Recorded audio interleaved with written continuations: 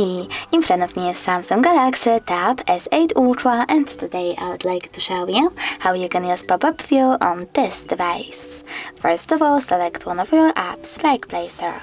Now click on this button with three lines and tap on the icon of an app. Then select Open in pop-up view, and as you can see now I can use my app in this little window over here. You can move it around by holding this blue line. You can also use it to overlay other apps by selecting the other app and operating in both of them. Now, if you wish to make this app smaller, you need to click on Home button and manage this bubble.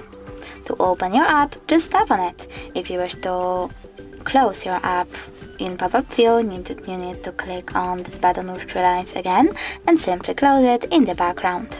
Thanks so much for watching. If you enjoyed this video, leave a like, comment and subscribe. Bye!